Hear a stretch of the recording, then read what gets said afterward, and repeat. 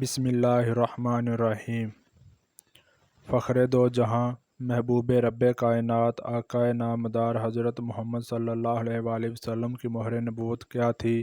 کیا مہر نبوت حضور صلی اللہ علیہ وآلہ وسلم کے جسم پر پیدائشی تھی؟ اگر نہیں تو پیدائش کے کتنے عرصے بعد مہر نبوت ظاہر ہوئی؟ یہ مہر کیسے اور کس نے حضور اقدس کے جسم پر لگائی؟ مہر نبوت کا ذکر گزشتہ آسمانی کتابوں میں کیوں تھا؟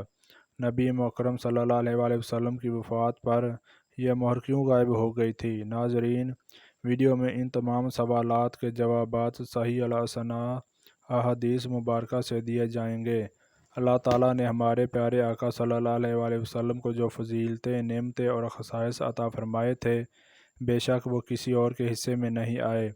آپ صلی اللہ علیہ وآلہ وسلم کو دنیا میں عطا ہونے والے اوصاف میں سے ایک اہم مہر نبوت صلی اللہ علیہ وآلہ وسلم ہے، جو کہ آقا کی منفرد شان اور خاتم النبیین ہونے کی دلیل تھی۔ یہ جان لیا جائے کہ مہر نبوت کیا، وہ کیسی اور کہاں تھی۔ اس بارے میں متفقہ علیہ احادیث مبارکہ جیسے بخاری، مسلم، نسائی، طبرانی اور حدیث کی تمام کتابوں میں روایت کیا گیا ہے۔ حضرت صاحب رضی اللہ عنہ سے مروی ہے کہ ایک دفعہ میں بہت بیمار پڑ گیا تو میری خالہ جان مجھے حضور اقدس صلی اللہ علیہ وآلہ وسلم کی خدمت میں لے گئیں اور عرض کرنے لگی، یا رسول اللہ، میرا بانجا سخت بیمار ہے۔ یہ سن کر نبی پاک صلی اللہ علیہ وآلہ وسلم نے میرے سر پر اپنا شفقت بھرا ہاتھ پھیرا اور میرے لیے برکت کی دعا کی۔ پھر نبی کریم وضو فرمانے لگ گئے تو میں نے آپ کے وضو سے بچا پانی پیا اور حضور صلی اللہ علیہ وآلہ وسلم کے پیچھے کھڑا ہو گیا تو آپ صلی اللہ علیہ وآلہ وسلم کے دونوں شانوں کے درمیان مہر نبوت کو بغور اپنی آنکھوں سے دیکھا، جو کہ کبوتری کے انڈے جیسی تھی۔ ناظرین گرامی، اسے مہر نبوت اس لیے کہتے تھے کہ گزشتہ آسمانی کتب میں اس مہر کو حضور صلی اللہ علیہ وآلہ وسلم کے خاتم النبیین ہونے کی علامت قرار دیا گیا تھا۔ وفات کے وقت یہ مہر شریف غائب ہو گئی تھی۔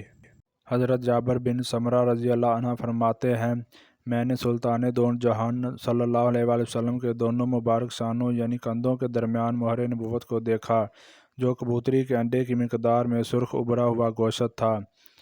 ناظرین، یہ مہر مبارک آئی کہاں سے؟ اس بارے میں حضور نبی کریم صلی اللہ علیہ وآلہ وسلم کی والدہ محترمہ فرماتی ہیں کہ ولادت کی رات میں نے 3 اشخاص دیکھے۔ ایک کے ہاتھ میں چاندی کی صراحی تھی، دوسرے کے ہاتھ میں سفید ریشم کا ٹکڑا تھا۔ اس نے وہ کھولا، اس میں سے ایک مہر نکالی، اس کی چمک دمک سے دیکھنے والوں کی آنکھیں چندیا گئیں۔ اس صراحی کے پانی سے اسے 7 مرتبہ دھویا، پھر ان صلی اللہ علیہ وآلہ وسلم کے دونوں کندھوں کے درمیان مہر لگا دی اور ریشم کے کپڑے میں لپیٹ کر کچھ دیر کے لیے اپنے پروں کے درمیان چھپا لیا، پھر انہیں میرے سپرد کر دیا۔ امام نسائی اور امام احمد بن حنبل سے روایت ہے کہ حضرت مخرج کبھی رضی اللہ عنہ بیان کرتے ہیں کہ حضور صلی اللہ علیہ وآلہ وسلم کو رات کو مقام جرانہ سے نکلتے دیکھا کہ ان کی کمر مبارک خالص سفید چاندی کی طرح چمک رہی تھی۔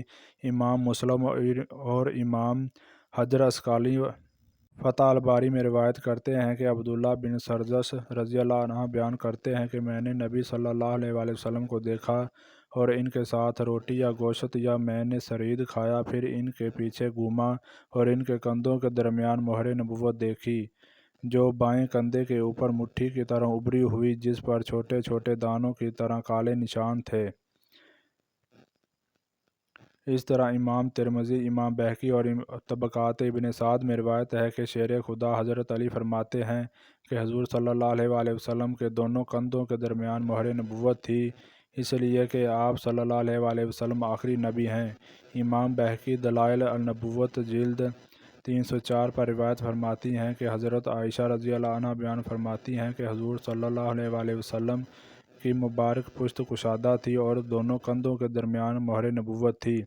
امام مسلم نے سمرہ رضی اللہ عنہ سے بیان کیا ہے، وہ بیان کرتے ہیں کہ میں نے نبی صلی اللہ علیہ وآلہ وسلم کے کندھے کے قریب ان کے جسم کے مشابہ کبوتری کے انڈے کی جتنی مہر نبوت دیکھی، یعنی اس کا رنگ بھی باقی اعضائے جسم کی طرح تھا۔ دوستو، صحابہ کرام نے مہر نبوت کی شکل و ہیبت مختلف تشبیہات سے بیان فرمائی ہیں۔ کسی نے اسے موتیوں کے تیل کی طرح کہا ہے، کسی نے اسے کبوتری کے انڈے کی طرح گول تھی، اور کسی نے کہا مہر نبوت ابھرے ہوئے گوشت کا ٹکڑا تھی۔ بے شک ہر صحابی نے اس کے اپنے اپنے انداز میں ہیبت بیان فرمائی۔ چنانچہ حضور صلی اللہ علیہ وآلہ وسلم کی گردن کے نیچے دو کندھوں کے درمیان ایک کپارہ گوشت تھا جس پر کچھ تیل تھے۔ کبوتری کے انڈے یا مسحری کی گڈی کے برابر پارہ گوشت نہایت چمکیلا اور نورانیت والا تھا۔ تل سیاہ، آس پاس بال، اور اس کے اجتماع سے یہ جگہ نہایت خوبصورت معلوم ہوتی تھی۔ حضرت قاضی امام مالکی حضرت جابر رضی اللہ عنہ کی روایت بیان فرماتے ہیں کہ نبی کریم نے ایک دفعہ سواری پر مجھے اپنے پیچھے بٹھا لیا۔ میں نے اپنے چہرے کو مہر نبوت کے قریب کیا تو اس کی بے پناہ میٹھی خوشبو مجھ پر غالب آ گئی۔ اس طرح حضرت سلمان فارسی رضی اللہ عنہ کا ایمان لانے کا واقعہ بیان ہوا ہے کہ آپ کو ایک پادری نے یہ بتا رکھا تھا کہ اللہ کے آخری نبی کی یہ نشانی ہوگی کہ اس کی پشت پر دو کندھوں کے درمیان مہر نبوت ہوگی، اور یہی مہر نبوت دیکھنے کے بعد ہی حضرت سلمان فارسی رضی اللہ عنہ مسلمان ہوئے تھے۔ بے شک اللہ پاک نے حضور صلی اللہ علیہ وآلہ وسلم کو ایک منفرد نشان نبوت اور نشان ختم النبیین عطا فرمایا۔ اس میں کوئی شک نہیں کہ نبی کریم صلی اللہ علیہ وآلہ وسلم ہی آخری نبی ہیں۔ آپ کے بعد کوئی نبی یا رسول نہیں آنے والا۔ اس لیے اس بات کو قرآن و حدیث میں بھی واضح بیان فرمایا گیا ہے کہ حضور صلی اللہ علیہ وآلہ وسلم کے بعد جو بھی نبی یا رسول ہونے کا دعویٰ کرے گا وہ جھوٹا اور کذاب ہوگا۔ یہی وجہ ہے کہ قرآن سے پہلے آنے والی تمام آسمانی کتابوں اور صحیفوں میں حضور صلی اللہ علیہ وآلہ وسلم کی مہر نبوت کو آخری نبی کی نشانی کے طور پر بیان فرمایا گیا ہے۔ ناظرین گرامی، جیسے مشک اور موتیوں سے بھرے برتن بند کر کے مہر کر دیا جاتا ہے دنائی والوں سے محفوظ ہو جائے، چنانچہ اللہ تعالیٰ نے سید کائنات صلی اللہ علیہ وآلہ وسلم کے اندر اجزائے نبوت کو جمع فرمایا اور اس پر اپنی مہر لگا دی۔ اس مہر کی برکت ہے کہ آپ کے دشمن کو آپ پر قابو نہیں ملتا تھا، اس لیے کہ مہر کردہ شے محفوظ ہو جاتی ہے، اور دوسرا یہ اللہ کے آخری پیغمبر کی نشانی تھی۔